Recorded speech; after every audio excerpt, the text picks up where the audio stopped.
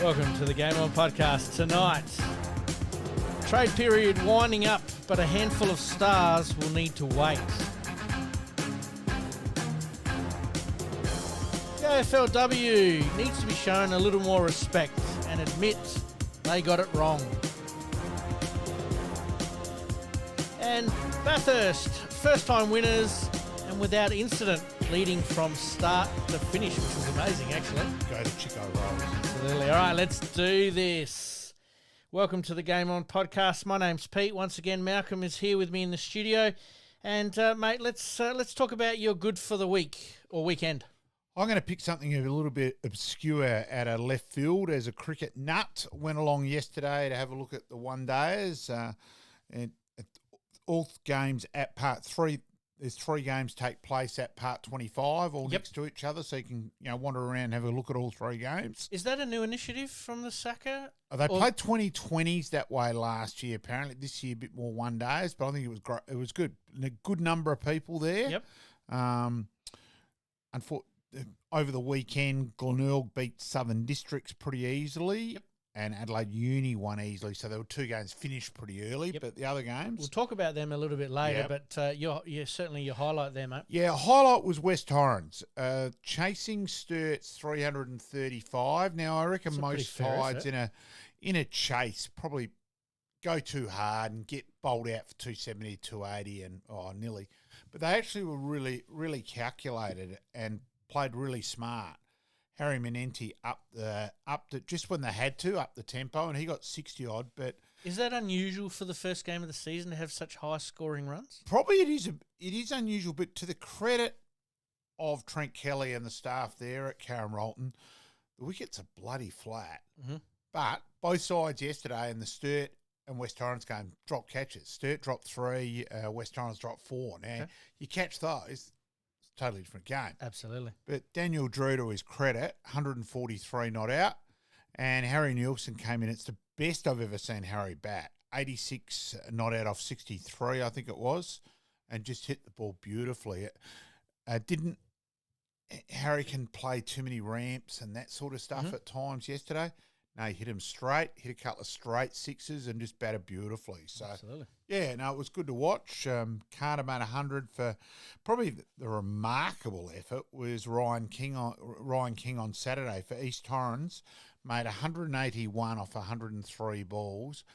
It was 150 odd in boundaries, including 13 sixes. Wow. And he got out in the 33rd over of the game. So if he hadn't got out, East Torrens were actually on target to make 500. That is insane. Which is just a ridiculous. And Adelaide, to their credit, made 305 in reply to East Torrens 375. It's a lot of runs. Doesn't it sound ridiculous? Fell away to only make 375. That is unbelievable. So it was 6 century makers in general. So Jackson, Adair for Uni in his first game for Uni. Harvey McKenzie, recruited from Victoria, is in the state squad. His first game for Sturt made 155. Yep. Not often you make 155 and be on the losing side in a one day. So there was 6 all up and a 91 as well.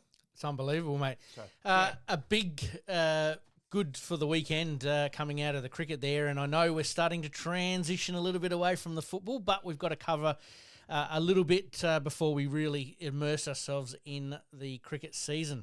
Yeah, and look, South Australia, there a couple of encouraging signs, a couple of disappointing signs. So batting collapse in the first innings when we were 3 for 200 odd and lost 7 for 43. But McSweeney making runs, may well have made hundreds in both innings if he hadn't got run out in the first innings. Yep. Alex Carey, 90 and 111. South Australia, 4 for 23 on the last day with Lyon bowling. You're thinking, we're going to go out for 150 odd here. Yep. 6 for 300 odd at stumps. And really, if Carey hadn't got out, we probably would have got them. But it was really good that Daniel Drew, 40 odd not out, and Nathan McSweeney with 124 not out, batted us through to get the draw. So there were draws in all 3 first Shield games, which was... But there was also a lot of runs made in those games. Yeah, the Victoria Tasmania game was a bat fest. It can be at Junction in Melbourne. But the WA Victoria game, WA Queensland game fluctuated a bit. Bancroft made a pair. Mm-hmm. Nessa was on a hat trick, third ball of the season for him. So, yeah, a couple of things there. Probably the other cricket news which has come out today is Cam Green is now out for the summer. He's got to have back surgery, so that probably means that, yes, Smith will go back down to 4, and then it's probably a bat-off for that opening spot. I think between Harris and quite possibly Constas. Now, Constas made hundreds in both innings against South Australia. He's only 19, but there's been talk within cricket. I think it's probably the most I've heard about a batter since Ricky Ponting. I think I heard Wiley from WA a bit as well, and he's fallen away a bit. Pekovsky before he got Pekovsky as well was the other one. Concussions was the other one, but yeah, we've heard a lot about Constas, so I wouldn't be surprised if they jettison him. He is in the right state from New South Wales, where you get your baggy blue and baggy green at the same time. So going to be a really important round of Shield games, and then the Australia A game, which Nathan McSweeney will captain too. I did get told that on the weekend, which is good news as well. Absolutely. All right, mate. Let's get into Around the Grounds. Around the Grounds.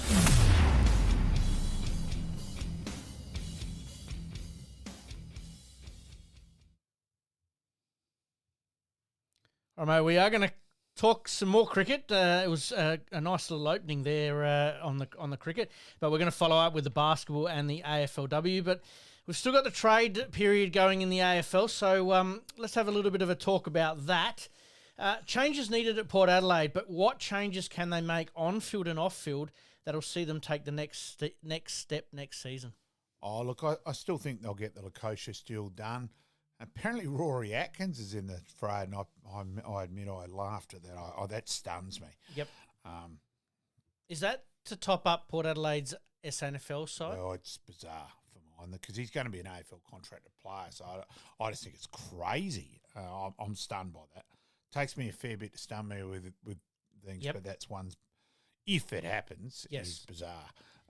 Is it a case of them trying to throw in the set of steak knives just to get the job done? Pair of pretty average steak knives, just quietly. So, cool. No, it's got me beat.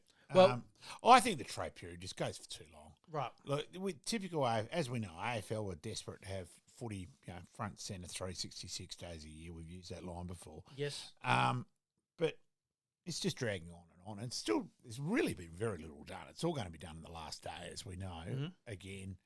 And, Well, question without notice here, and I did have it on my run sheet, but I know that you need your glasses at the moment, so I'm sort of leading you through this one a little bit nicely. Yes, I have left them home. Fatal error. But should the trade period be extended to June 30 to allow teams to top up where needed with injuries that go along the way?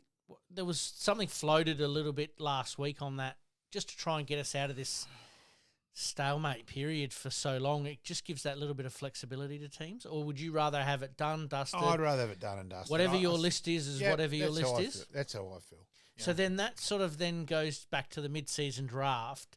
Should clubs have a supplemental list that they can choose from of players that they have already earmarked? Possibly, but there's 42 or 43. or 43. So it's still a hell of a lot. Yep. Maybe you could have a couple more in that way, but that's still a lot. Now, Brisbane ended up winning the premiership.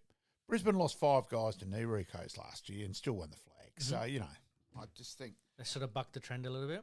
Yeah, I just think it is pot luck. It is, injuries are part of the game. So, what's the difference there compared to Nord losing Finn Hurd in the grand final? So, therefore, do you have another player on standby there as well? So, I just don't think I think we go far enough, and there's things which are unlucky. Obviously, some big deals that need to get done, and we'll talk about that in a minute. But Port Adelaide in particular, Stuart Dew's been floated as potentially coming. What do they need off-field or on-field to get them over the line? Because that's what fans are asking for. Some say Kenny's not the man for the job. Others say he is. But you need that whole team, don't you? Yes, I still say it was bizarre last year, though, because Nathan Bassett only lost his job because he was the one person out of contract. Now, that was just crazy. Nathan Bassett's very highly regarded within footy as a coach. Yep. Just crazy. So, yeah, I thought that was ridiculous. Were you surprised that Melbourne was probably the one club that was looking for an assistant coach that he may go to? Not really, because he did work with Goody at Essendon previously. Yep. Played with Goody as well, but did work with him at Essendon. So I'm not really surprised there. Okay, no, fair enough. All right, let's move on to Adelaide. What changes do Adelaide need to make to move up from the bottom six to potentially the middle six or higher? Well, they've already brought in a new director of coaching, so, I think there's only so much you can do. They've done that. I think they've recruited pretty well in this pre-season draft. I think they've brought in three. Well, Petling's not done yet, but he will get done. Mm-hmm. I think they've brought in three players who will be in their best 22, and then you've got the draft to come. Yep. So I think Adelaide have done pretty well. Off-field, obviously, they've done well. On-field, they've done well. Do you see them using pick 4 on Draper? That's probably the one question I've got, and we'll talk about the draft picks that Adelaide do have. At the moment, they did trade out a pick to Melbourne, I believe, today or late yesterday. Pick swaps. So at the moment, currently Adelaide hold pick 4 and 64. Yeah, because the word is that 64 and 82 is going to be enough for Welsh, is what the word is. So, yeah, which I find a little bit surprising. But anyway, Look, Adelaide, if Draper is there, and I repeat, if he's there, I'll be very disappointed if they don't pick him. I've seen him enough. Saw him, he was South Australia's best player last year as an underager. People this year saying, he didn't do enough in the National Carnival. He shouldn't even have bloody played. Yep. So, yeah. Port Adelaide currently with pick 39 and 58, but with that deal with, Gold Coast, Collingwood. Yeah, who knows what's going to happen. Trying to massage it there. They might get pick 13 somewhere back in the return. Yeah, so they lose Houston, they will get back in the draft. Yep. 13 seems to be the magic number for Yeah, a lot of bizarre. teams at the moment, isn't it? It's weird. Which is absolutely crazy. Adelaide, how do you see their season this year? Disappointment, probably from my point of view. I thought it was a disappointment. Almost not counting their chickens before they hatched last year, but I think they just sort of thought that it was going to happen after the year that they had previously. Maybe. I think losing Thilthorpe was absolutely vital. And, they did have some injuries, but they were very disappointing. To lose to Richmond and Essendon at home was very poor. Well, shithouse, really. Yep. So overall they were pretty average. I still think there's some big weaknesses there. Still got a big weakness in ruck. Nothing's changed there. Yep. That's like Blue Hill. Blue Hills just keeps happening. So there's still big question marks. So, yes, Neil Bullen, which hopefully means Lockie Murphy doesn't play. But that's just a case, as I've said, for mine, that's my biggest frustration as Adelaide supporter, that they worship mediocrity. Yep. Brian, Murphy, etc. So, do you see that changing with the new director of coaching? It's been hard when you've still got... So, realistically, if Lockie Murphy wasn't on contract for next year, he would have got delisted. Yep. And that's just crazy. It's just very poor list management. Yep. How in the hell he had a 2-year contract is bizarre. So does that go back to Justin Reid and his team? Yeah, it does. That's a shocking one because I still think James Rowe is a better player. Yes. So, anyway. We'll stick with Adelaide. We'll go back to Port Adelaide in a minute, but obviously Adelaide delisting Lockie Gallant, Will Hamill, Elliot Himmelberg, which was a free agent anyway. Yeah. Ned McHenry for me was an interesting one, and Patrick Parnell. I go back with Ned McHenry. If he'd been given the opportunities Murphy was given, I think he's a better player. I just can't work it out. It's got me bad. So, if you were to pick one of those guys up as a pre-season selection, which one, Gallant, Hamill, McHenry, or Parnell, are you going with? I don't think Adelaide will pick any of them. No. I'm just saying hypothetically. I think Gallant and McHenry are both chances to get picked up by someone. Yep. I think they're the two most likely. Yep, fair enough. And we'll move over to Port Adelaide. Yeah. How did you see Port Adelaide's year? Obviously bowing out in a pretty disappointing prelim final. Yeah, it was, but Sydney was better. I still think Port overachieved with that list. I really do. Yes, they had the star-studded midfield, but they had weaknesses in the forward line and weaknesses in defence. So I think they did incredibly well to finish third. So remarkable. There's a reflection on coaches, Ken's coaching ability. Yeah, I think not only Ken, but Carr, etc. I think you know, you can only perform what the ability you've got. For mine, Port overachieved personally. Yep. Looking at it realistically. Yep. And, you know, I laugh with some Port things. So, you know, he still hasn't won a premiership. There's no year whatsoever since he's been there they had anywhere near the best list. Yes. So, yeah. Whereas Sydney, Brisbane. Well, you go back to when Port were minor premiers three times. Port were minor premiers 3 times in a row, and they finally won that flag in 2004 under Choco. You can make a case that they underachieved then, more so than under Hinkley, personally. Well, they had a star-studded team back in those days, that's for sure. Port Adelaide obviously retired Charlie Dixon. Tom McCullen was delisted and Trent McKenzie retired. Not a lot to work with still. That's the problem, isn't it? And you potentially lose Houston. Yeah, lose Houston, and obviously big question mark on Marshall. So there's a few things still to, you know, they need Lord to come through. They need Georgiadis to kick on. They're going to have a very young forward line to rely on those, because it's going to be Lord, Georgiadis, possibly Marshall, and probably Lukosius. So it's going to be very young. So, yeah. Where do you see Port finishing next year? Do you see them probably in that middle 6? Yeah, that's where I sort of think they are. You see Adelaide being in that middle 6? Probably a little bit still below. Okay. Personally, I think St Kilda, St Kilda, Collingwood, possibly Melbourne. Who knows with Melbourne, because they seem to have imploded a bit. So we've just got to wait and see. But St Kilda are the one. They've got a fair bit of reasonable youth. Bizarrely getting, draft choice 8 as a compensation for battle. Jeez. Yep. IKEA start the car market moment. It's like being given a Rolls for trading in a mini minor. A reasonable player for draft choice 8, staggering. So, and that's all because of the length of the system, contract. And that needs to change. And it does, because you can also make accusations that the side – clubs can confer, you pay that a bit, so we'll let it go through. And, it's just, I just think there shouldn't be compensation. I'd rather have no compensation than what's going on at the moment. Certainly the top 10 or top 12 shouldn't be touched at all. I totally agree. All right, mate, let's still stay on the AFL. The silly season, as we've just talked about, is coming to an end. What's the big domino for you that has to fall before everything else falls into place? Is it Bailey Smith? Is it potentially Oliver? Is it the Collingwood, I think Houston? It's Houston. I think it's Houston. Houston sort of deal? The word is that Geelong are going to back themselves in to pick up Smith in the national draft at 17, because he's refusing to do a fitness thing with any other club. They reckon no other club will therefore look at him. So Geelong are saying, well, up you. If you don't want to do draft choice 17, we'll just pick him with 17. So, but is that not draft tampering, though? No, because the other teams can pick it in front of him. Yep. And I'll tell you what, I would. Absolutely. Bloody, if I was St Kilda or Adelaide, Adelaide's draft choice 4, which is probably a little high for him. But if I was someone with St Kilda having 7 and 8, I know I'd pick him with number 8. So, yeah. Could we see a standoff there? Yeah, I think it's a potential. And Barras still to be sorted out. So there's still a lot to go, and because it drags on too long. Yep. And I think clubs also feel that they've got to do that to make it look like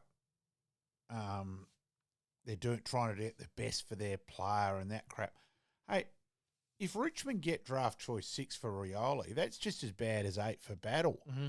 Like, that's crazy as well, and I think that's poor by Gold Coast. Yep. So desperate to pick up an experienced player, but and Gold Coast haven't exactly had the best track record for that as well. So got me back. Very interesting. All right, let's talk about SA's young draft prospects doing it tough in the draft camp or the combine. But there were some sons and daughters of some famous fathers that attended, and I think they went all right. Yeah. Oh, look, Indy Rashid will dominate at women's footy. Trust me, she's a class above 90% of the players who are playing now. Yep. She'd walk into any AFLW side. Is she the next Aaron Phillips? I think so. Yep. Yeah. Young Patterson, Stephen's young daughter. Yeah, there. Violet's a chance. Yep. I think Collingwood will pick her. Okay. So out of that, certainly hoping so. Yep. And a couple of obviously boys there doing quite well. I haven't got the full list, but I know that the South Australian Camperale, the South Australian contingent was pretty strong this year, and it is a strong draft. Jay Polkinghorne, young Bowman, Lockie's son. Yes. And Newton, Jacob Newton are the three from Nord who are probably the most likely. Ned Bowman. Yeah, Lockie would have shot me if I hadn't thought of that in time. No worries. Obviously, very, very important for those young fellas to put their best foot forward, or young ladies as well, to put their best foot forward. Always interesting to watch the draft camp and see how they're going there. All right, do clubs need to pay a little more hardball? And we sort of talked about this a little bit. We touched on it. With their stars and not allowing them to go for low picks. Yeah, it's still a hard one. I'm mixed on that one, really am. So Yep. I'm not sure. Yep. It probably relates back to the Bailey Smith one that we're talking about earlier. But there has been some that have happened in previous years. A few clubs have stuck to their guns. Yep. It would be interesting to see if somebody picks a player that is available. I reckon Ball is the last one where from St Kilda and Collingwood went, right, we're going to pick him in the main draft, and they did. So, yeah. And probably famously the one before that was Nick Stevens. Was going to go to Collingwood and ended up at Carlton. So, yeah. Yep. All right, and one more. The Oliver situation at Melbourne just keeps going from bad to worse. Does he take a pay cut to get to Geelong? How does that work? I still think it's going to be too hard for it to happen. But then where does that leave all parties? Because at the moment, I don't know about you, I'm not a Melbourne supporter, but if I'm a Melbourne supporter, that leaves a little bit of a dirty taste in your mouth, doesn't it? Or are they professional enough these days? These days they'll move on and smooth it over. But you do want to, it is a real worry where Melbourne are at. Yep. Yeah. You're right. A little bit of a worry there. All right, let's talk about a few delistings and obviously retirements. The big one for me is probably Geelong. Phoenix Foster, Mitch Hardy, Tom Hawkins, Emerson Jerker, Oscar Murdoch, Brandon Parfitt, Gary Rowan, Zach Tui, and James Willis. So there's a changing of the guard a bit. It is a little bit. I'm surprised Parfitt was delisted. I really thought someone would have picked him up as a trade, so I'm surprised at that. Yep. Obviously, as a Nord man, hopefully Phoenix Foster comes back. And that, which has probably been Nord's main recruiting the last couple of years, and since Nord have losing players left, right, centre at the moment. Yep. We'll talk about that a bit later. Yeah, it's not good. But there's some players there that do have some currency. Someone like a Tex Wanganeen, obviously being delisted by Essendon, is that something that Port Adelaide might look at? I'd be surprised. Okay. Yeah. Elite speed, but probably defensively a little bit needs a little bit of work.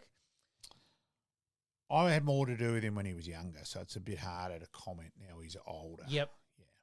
Do you think he fit into that Essendon system? Just not really sure. Look, let's just say as a youngster there were queries about his work ethic. Yep. Now, I'm talking about that was when he's 12, 13. Yep. So I'm being hard on him to say that. That may not be the case anymore. Now. Yeah, no, that's fair enough. No, I just thought, obviously, Wanganeen being a famous name there, and Port Adelaide might look at picking him up as a supplementary or a rookie. Exactly right. Yeah. The other big one for me, obviously, from Carlton is Jack Martin. Interesting to see. I think he'll end up at Geelong. Is that the way it sounds? Yeah, with Tyson Stengel. Yeah, the word is that he will get to Geelong. Probably the most one for me yesterday was it sounds like Sam Day from Gold Coast and, of course, South Australian boy, Princes and Sturt boy. He's the only person I've ever seen step over a ruck bag. I saw that at Prince's one night. I'm still spellbound by that. That he may well end up at Brisbane as the sort of Danaher bit, which I thought was in it. He is 32, but it sounds like that's a possibility. And obviously, I really hope it goes through. I'd love him to play in a successful side. Absolutely. And the other one is probably Jake Stringer. Does he end up at GWS? Yeah, the word is today they reckon he will. How does that work with Hogan having such a successful year? Or does that give him Stringer's more the float. Backup? Stringer's more the float around the ground a bit. And I think they'll put the acid on him to be pretty fit and all that. So, yeah. Should be very, very interesting. Yeah. All right, mate, let's stick with the AFL just for a touch longer. Listing Port Adelaide and Adelaide's top 4 captains. Mate, in any order you want to go, obviously Bickley, Rasciuto, Walker-Sloan as a combination, and McDermott from the Crows. McDermott's to elite leadership for getting everyone together early. I still find it fascinating that Neil Craig ranks Simon Goodwin as the best captain ever had. I always, And apologies for leaving him off that list. Value Craigie's opinion highly and always found that interesting. Look, Taylor Walker had to captain through something which no other captains had to do. The coach getting murdered. Yep. And his leadership and that to keep that group together. Look, I respect Tex enormously. Yep. The whole racial bit, I will still always be so angry at that the full story is, I think it's pathetic that it's never fully come out. And I certainly am fully in the Taylor Walker camp. Yep. Bickley and Rasciuto, obviously we've had Bix on the show. Rate Bix very highly and rate Roo highly. Roo, jump on my back, follow me. Yep. Bix probably more as the communicator with the youngsters and everyone together. Mm-hmm. And, dual premiership captain Bix, yes, not he's not as good a player as Roo or Bix, and he happily admits that himself. Yes. But still obviously a fantastic captain and that as well. Yep. So if I had to twist your arm for a ranking, 1, 2, 3, 4. It's not a sitting on the fence one. I think it's hard. I think it's something you need to be involved with. Yep. I don't reckon you can rank as an outsider on that. I've always been on that. I've never ranked. I just think if involved a bit more. Yep. Yeah, you can. I've probably got more opinion on Nord, but again, that's still a bit slurred. Yep. Slurred as well. Yep. No, I just thought I'd throw it out there because obviously Adelaide have had some pretty good captains over the journey. You're right. Bickley, obviously 2-time premiership, so you sort of rank that higher. Walker, as you said, through that very difficult period. McDermott, obviously, through the beginning where it was mighty hard to get the club up and running in a very short space of time. And also that you've got to remember that all of a sudden you're a teammate out of someone you might have tried to belt shit out of 3 weeks, exactly right. earlier on. So absolutely that was different. We better move across the road there to Port Adelaide. Treadray, Boak, Jonas and Cassisi are the ones that I've got on my list. No, obviously, I want to add Primus. Primus was a very good leader. Yep. Really. And Primus was really good that he was a bit of both. He was a social guy. Yes. To get you guys together socially, but also on the footy side as well. Yep. Treadray probably very good on the footy side. Yep. Primus better on the social side. Yep. And that side of things, which is probably that's where you need the dynamic together. But does that come from that generation of players that were still transitioning into almost full-time football? And personality as well. Yep. Primus is more a social person. Yep. So if you had to rank your 4 or 5 there, where do you see Boak sitting? And obviously Boak very high as well. I think because Boak was both. Yes. Primus, Boak, Treadray. Yeah. Again, as I said, it's so hard because you're not involved. And I know from a Nord point of view, we're going to be a little bit skewed towards Tom Jonas here, but obviously wasn't a high draft pick. Had to work his way through, had to earn his spot, and then all of a sudden captain of Port Adelaide. Oh, Tommy got the absolute utmost out of himself. Huge respect for Tom. And Tom was similar to Bix. Not the best player, but worked their absolute arse off. And Bix probably had more ability than Tom. Yep. But worked absolute guts of the club and really jump aboard, followed the example, and Tom was fantastic in that way. Yep. Last one on the AFL, mate. If you could pick any one player from any other team at the moment currently playing to put into, obviously, the Crows for you, who are you picking, Matt?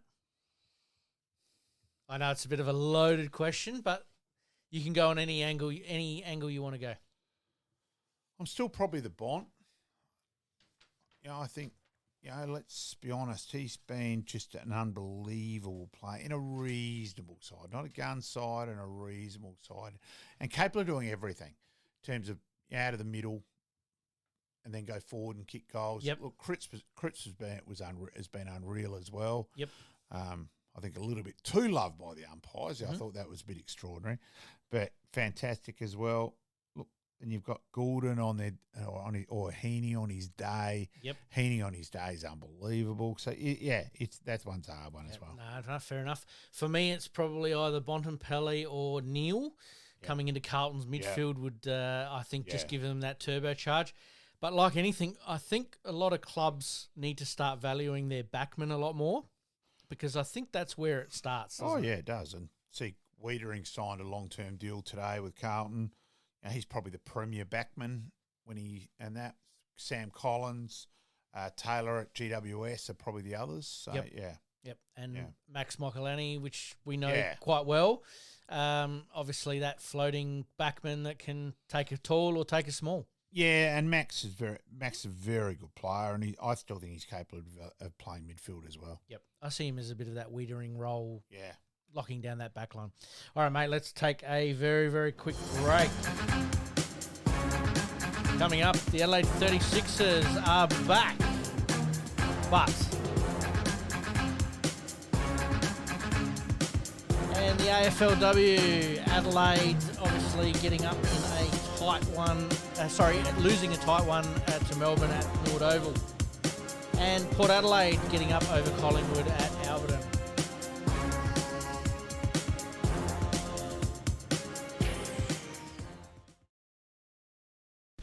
You're listening to the Game On Podcast.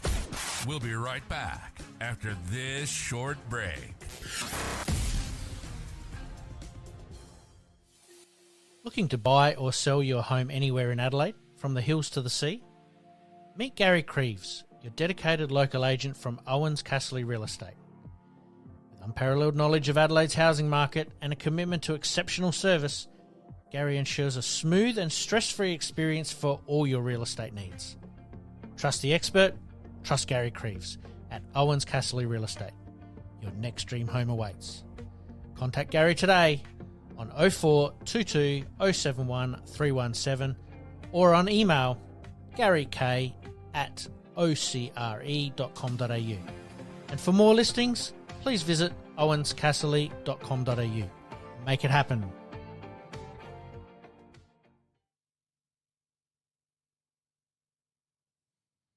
Once again, we thank our sponsors for helping us out here. But, mate, we move on to the Adelaide 36ers.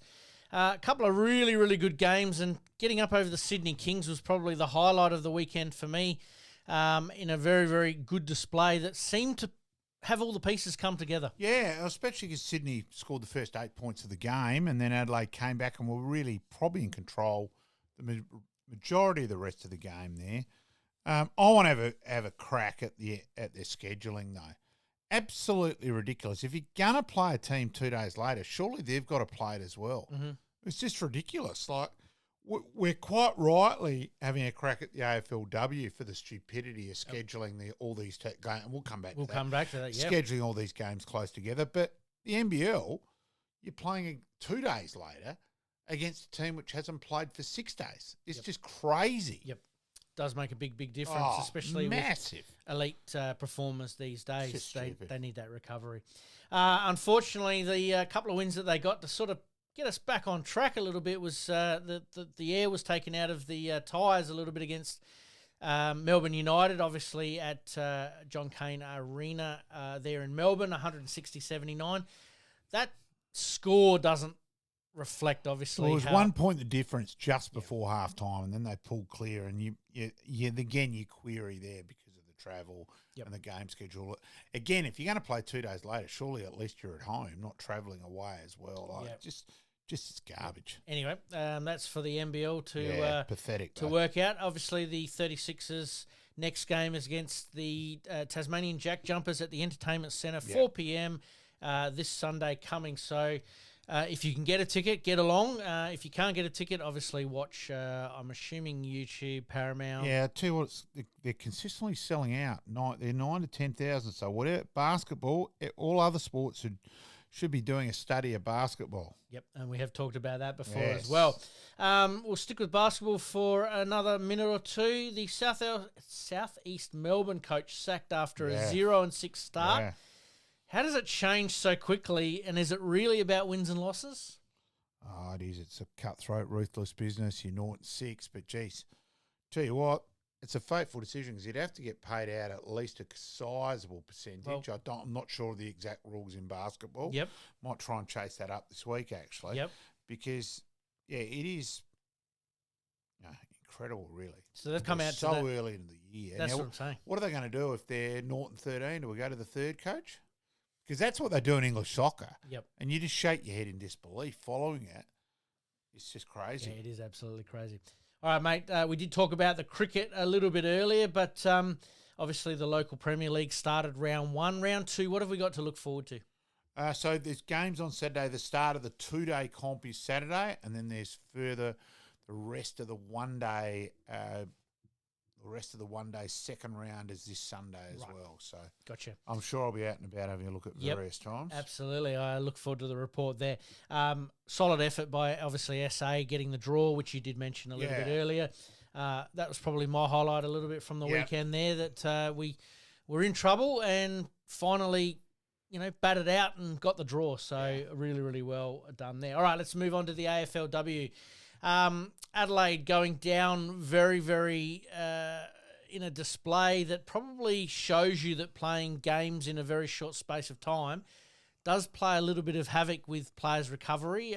Melbourne against Melbourne at Nord Oval, you were obviously on the scoreboard there. It looked like a messy, sort of diabolical game, to be honest with you. It was worse than that. It was horrendous. It was a terrible game, appallingly umpired. Nowhere near enough protection for the player making the play. Mm-hmm. At one stage, there were players from both sides held back because one particular umpire was just playing holding the ball, and just it was shit house. The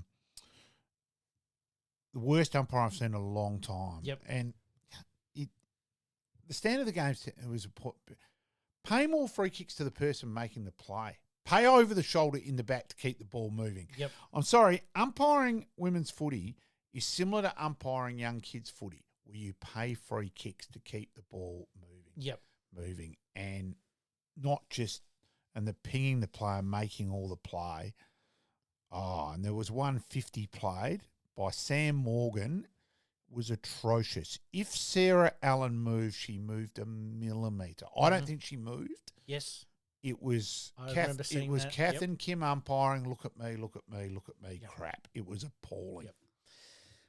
Something needs to be done, but I think also the part of playing 3 games for most teams in 10 days makes a huge difference. Look, Sarah Allen, I got a lot of time for. She's footy smart, growing up in a footy family. Her dad Keith played in Central's first ever league side.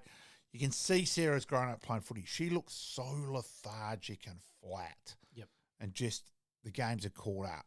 And look, guys struggle with 3 games in 10 days. I think it makes it even worse with women's footy because it's such a contest. It's contest after contest. Yep. And I'm glad you brought that up because I think that rolling scrum doesn't help. No, it doesn't. It was terrible. And why are we putting additional stresses on the female game when they are still let's be realistic here, they're still in this development phase. Massively. And they've grown it too quick. There's not enough quality for 18 teams yet. So they're going, it's been poorly run, and then so they want an extra game, which I think is great, fine. Yep. The more games you play, so trying to get it so you play each other more. Yes, well, the season's got to be lengthened a week. The AFL not to lengthen the season was the biggest mistake was of all. Just absolute stupidity, incompetence, still being polite. Do you agree with trying to get those games during school holidays? Look, I don't mind that. And look, I was actually surprised last Wednesday night that it was certainly over 2. They declared 2.5. Maybe a little bit of gravy. Yep. But there was certainly over 2 there at Nord, and I was surprised there was that many. Yep. If it goes back to the beginning of the year, which we're calling out for here, do we see them sort of sticking with those 3 or 4 games within a 10-day period? I hope not. Surely, I don't either. Surely they've got to admit, right, that was a really bad decision and a fail. Yep. They've got to be honest enough to admit, no, we can't play. We've got to play them just every week. Yep. 6 days is the minimum. Yep. We move on to Port Adelaide. Port Adelaide getting up against Collingwood by 8 points. Yep. A very, very fair effort. And not only have they kept their top 8 chances alive. They're well and truly in the hunt now, aren't they? Yeah, so Port St Kilda is a huge game. So, full credit to Port there. And Molly Brooksby going on well. Peter Schultz took a hanger. I was about to say, that hanger was an absolute beauty. No, Peter can play. Yep. Yes, no, I rate her very highly. Yep. And that, so, it'd actually be a very good game, them in St Kilda. Yeah. Are you surprised that they've done so well considering they lost their captain, game one with a knee reconstruction? A little bit of a surprise. And the retirement of, obviously, Aaron Phillips last year as well. So you thought that there was a little bit of a hole, but their youth is really standing up, and some of the local youth too. And especially if they get Indy Rashid in and all that. Changes it. And another step. Step forward. Absolutely. And then to finish us off there was Adelaide played GWS on Sunday there, getting up by 64 points. I think a bit of a rocket might have been coming out of the change room from Matty Clark on the Wednesday. But like you sort of said, they reviewed the game on the ground, over, done with, let's just get on with it. Thank you very much for the last couple of games. And let's remember, against Melbourne too, they kicked 1-8. Now, they missed 3 or 4 absolute sitters. If they'd hit the front... So Melbourne couldn't just have 3 players behind the ball. Yes. That would have opened up the game and probably would have been more goals kicked and all that. And Adelaide's decision-making when going forward was abysmal as well. When they should have gone long, they went short and vice versa. Yep. A couple of players still don't understand, well, hang on, you've got the defender on the fat side lead. Don't just jostle lead. And, Hatchard was disappointing there and Ponter as well. So there was a couple of things there out of that game. And Ebony Marinoff frustrates me. I'll be blatantly honest. Yep. Love her endeavour. Works her backside off. Gets to the contact, but demands the ball when she's not the best option. And I think because she's captain, they give her the ball. Mm-hmm.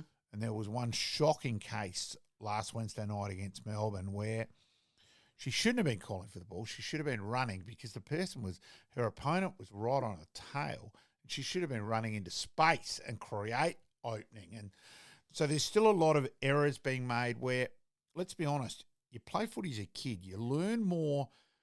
Your brain takes in more as a kid. Mm-hmm. It's harder learning as an adult. Yep. But there's still blaring football dumb and lack of footy nous. Yep. And Ebby Marinoff is right at the top of my tree with that one. First played at 2,000 possessions as well. As I said, respect her endeavour, and great at getting the ball, but poor decision maker. Fair enough. Let's talk about round 8. We're sort of back to a normal, traditional sort of round here. Thursday night, Carlton v the Bulldogs. Yeah, I'll go Carlton. Now, Bulldogs have not kicked a goal in the last 3 games. Now, that is atrocious. It's a bit scary considering they were one of the benchmarks there for a little while. Carlton for me. Port Adelaide v St Kilda. This one I'm really looking forward to. Yeah, I'll go for Port. Now, this one's being played at Alberton Oval. Yeah, yep. Port have got that little fortress happening down there at Alberton. They have. I'll go for Port. I'm going to go for Port Adelaide there as well. Hawthorn jumping up the ladder at the moment, a bit like their male counterparts, taking on GWS. Yeah, I'll go for Hawthorn. Hawthorn for me. Sydney v the Suns. I think the winner might be a sunburn there. Yeah, probably doesn't really matter. I'll go Sydney. Sydney for me. Melbourne v the Tigers. I'll go the Tigers. Tigers for me. West Coast v the Dockers. Ooh, Derby. Yeah, Derby. I'll go West Coast. But toss the coin. I'm going to go Freo on that one. Geelong v the Lions. I'll go Lions. Lions for me. Essendon v North Melbourne. I'll go North Melbourne.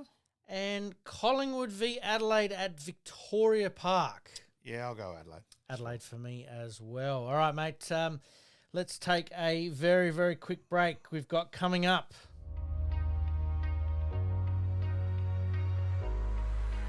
Peter KRIEVS, part 2. Really looking forward to that. It was sensational. Absolutely.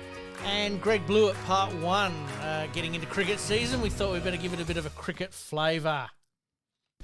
You're listening to the Game On Podcast. We'll be right back after this short break.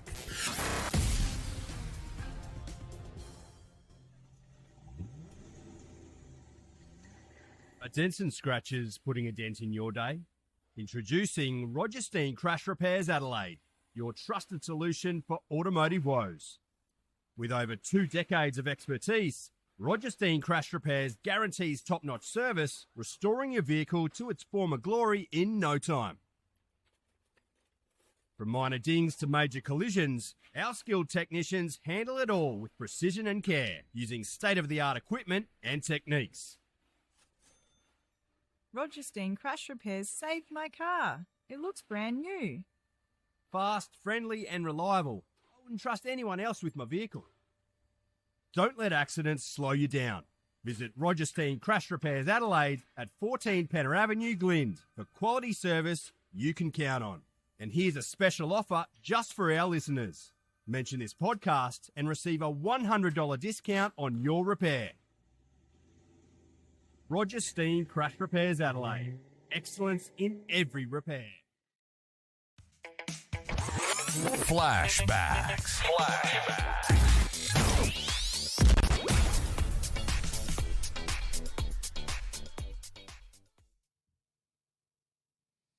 All right, today on Flashbacks, as we mentioned last week, we want to talk about some dynasties of some clubs, and we did Glenelg last week for the 85-86 grand final, but we thought we'd bring it back to Nord a little bit here and talk about the 2013, 14 and 15 three-peat.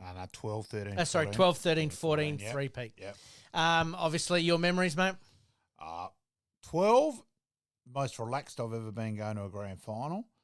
I sat with Michael Dadds and just very calmly explained absolutely everything Nord were doing under Bass's game plan and that day. And he said, "Why do you know that so much?" I said, "I might have read it."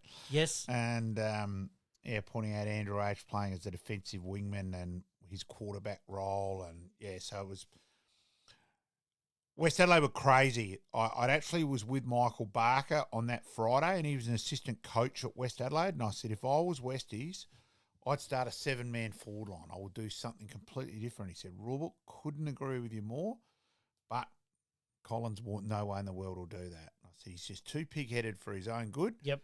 Barks just smiled, said, I better not comment on that one. And I said, if we'll beat you 99 times out of 100 playing the defensive. Yep. Bit, and it was exactly that. 13 against North Adelaide. Nord, we were very happy that Lewis Johnston lined up at centre-half back for North Adelaide. I thought that was a poor move by Josh Franco. And while it got interesting a couple of times, Brett Zorsey was very good in his last game, won the Jack Odie, and Ben Warren also very, very good as well. Absolutely. Sit back, relax. And 14 was a great game. Yeah, absolutely.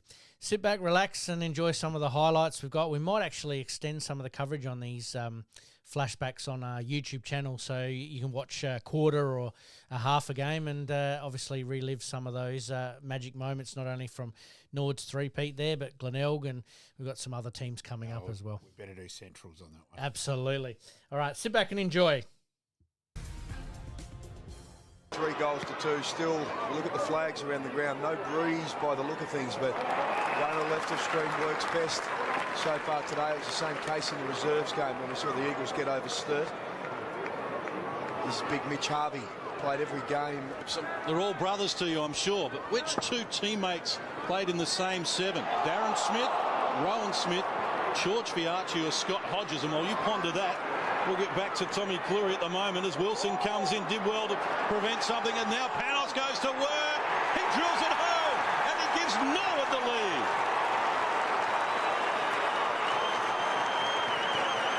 Well, that's a really important goal. Approaching the 17-minute mark, Stephen Summerton, the Port Adelaide captain, drives them forward. Going deep, looking for Butcher. Takes the mark. Had Stewart available, but couldn't get the ball there quickly enough. Campbell Heath looming in the goal square as well. It's a strong mark from John Butcher. And now he's farmed it off and they find Cracker. Well, at the 17-minute mark, 11 points down. This is a very difficult shot for Cracker. Do you reckon it's not an important one? Goal kicker in the second quarter and also in the third. He comes in looking for his third of the game. He's threaded the needle and Port Adelaide are alive.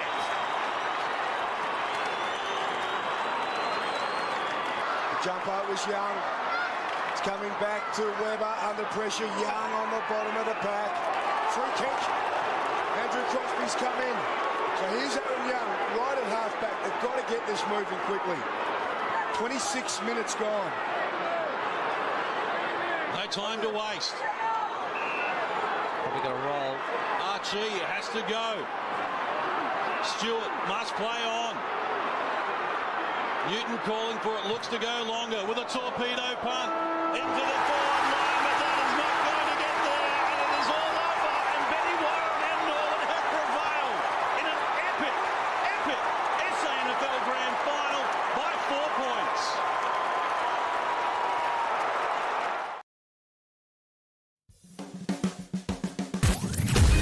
Extra time. Big finish.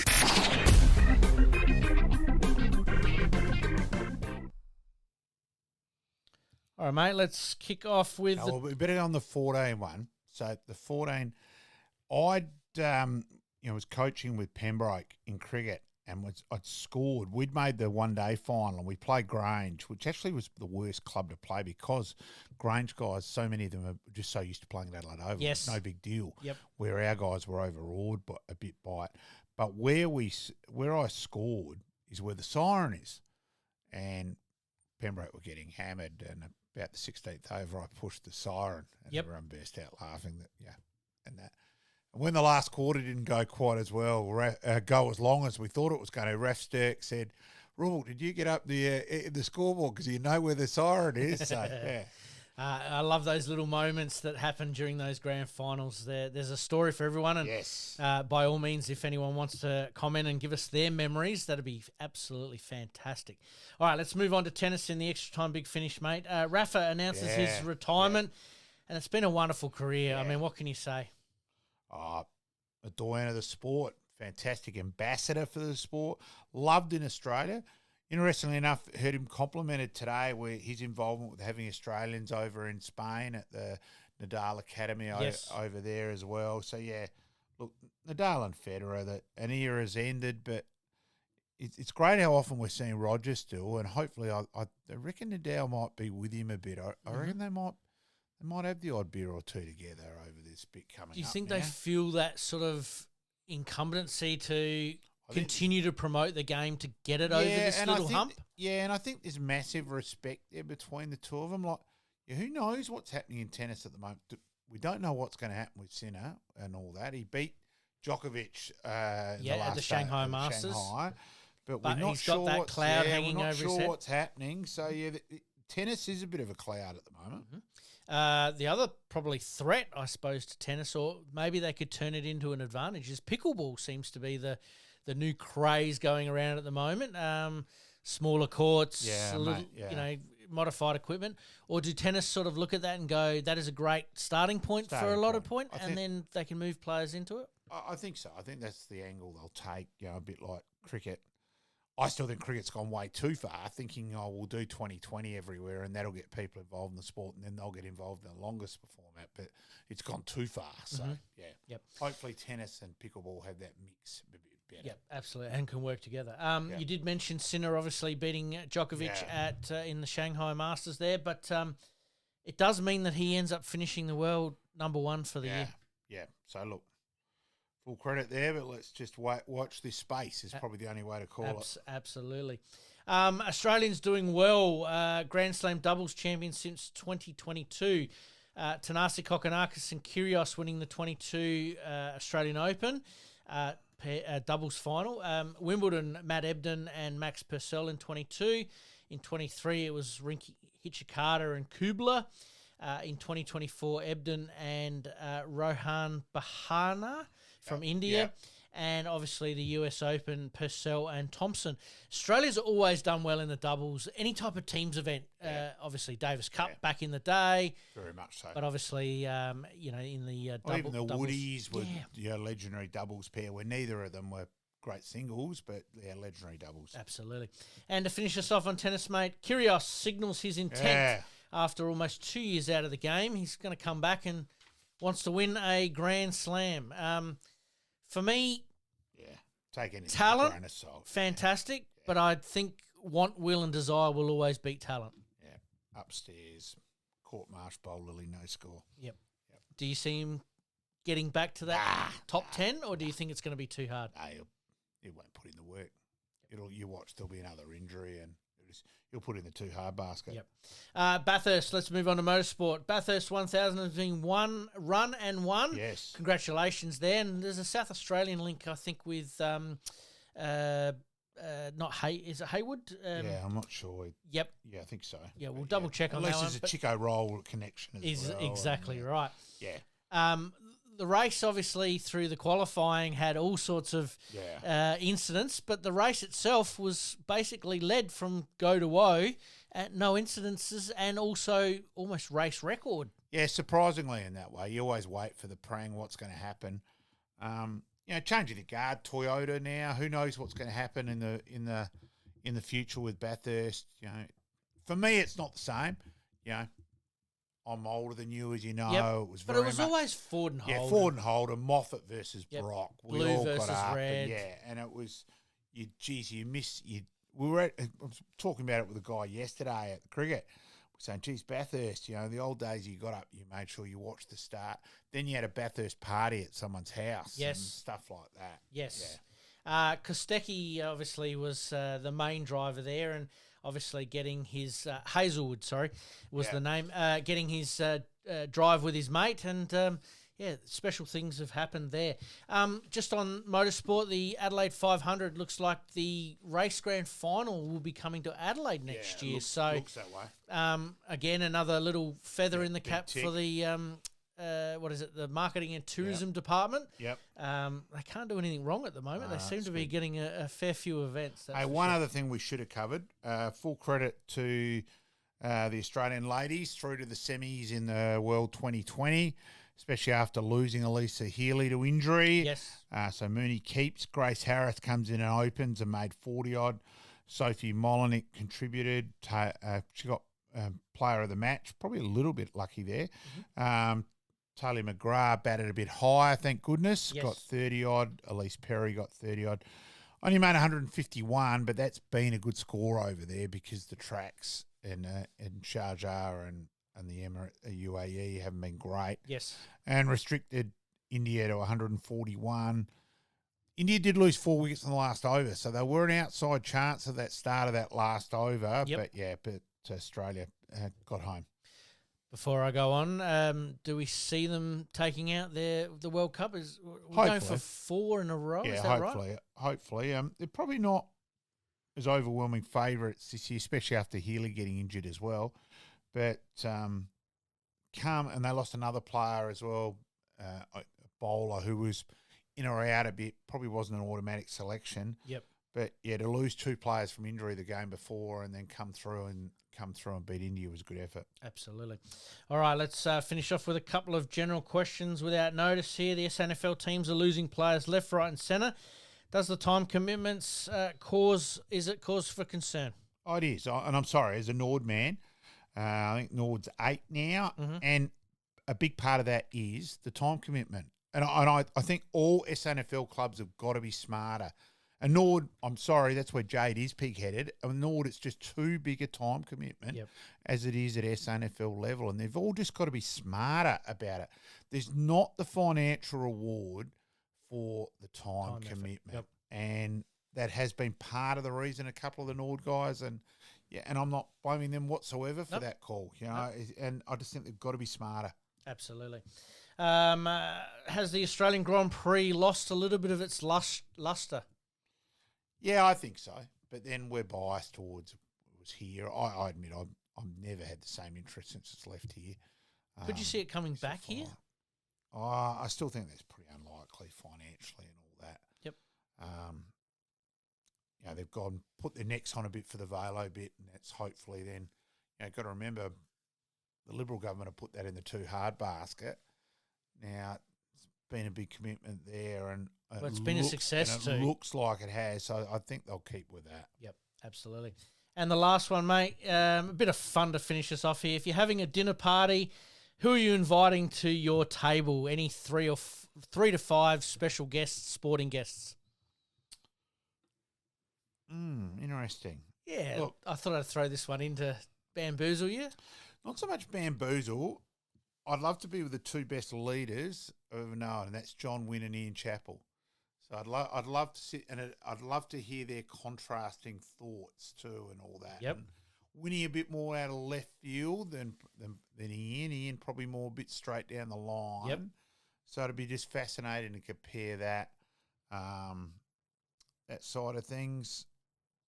Yeah, I want to have a bit more of a think about that. Okay, no, it was a big question without notice, so I thought I'd chuck it in there. Yeah. For me, probably Neil Craig. I'd love to just pick his brain. Oh, he's fascinating. Just as far as, certain tactics and how you approach this situation, that situation. I know we've had him on as a guest. We sort of probed him a little bit on some stuff, but I think just to get a dinner party would be amazing. When I interviewed Craigie for the article in my book, the article I wrote, which ended up in my book, and I interviewed him for over 5 hours, and he was just fascinating. And ask him a question, and it's a thought out answer. It's never a cliche crap. Yep. He thinks about it. He would be a superb AFL commissioner. You've got 2 on your list. You've got another 2 or 3 to come up with for next week. Yeah, I will. I've got 1 on my list. The other one would probably be Bruce McAvaney, just from a pure stats point of view. Yeah. I have met Bruce before, and we've just talked stats the whole time. But I'd love to get him around the dinner table, a glass of wine and chew the fat as far as stats go. So that means I've got 3 to come up with as well. So we'll leave that till next week. Mate, we better wrap things up there, mate. I thank you once again for taking your time out to come in here tonight to talk a bit of footy, a bit of cricket, and some motorsports there as well. Mate, we promise to do better next time. Until then, thank you. Thanks the listeners. And if you haven't liked, rate and subscribe, please do so. And if you think you're selling or buying a property, Gary KRIEVS, or have a prang or know of anyone who's had a prang, Craig Steen at Roger Steen, Crass Repairs. Absolutely. I think I might have a client for Roger Steen there, that'd be good, or Craig actually. Steen. So we'll certainly push that. Until then, mate, thank you. See you next week. See you, mate. In this crazy world we live in, we all need the distraction. Enjoying the show? Like, rate, and subscribe. Hook up and connect with us on social media at Sportscast SA. We'll see you next time on Game On.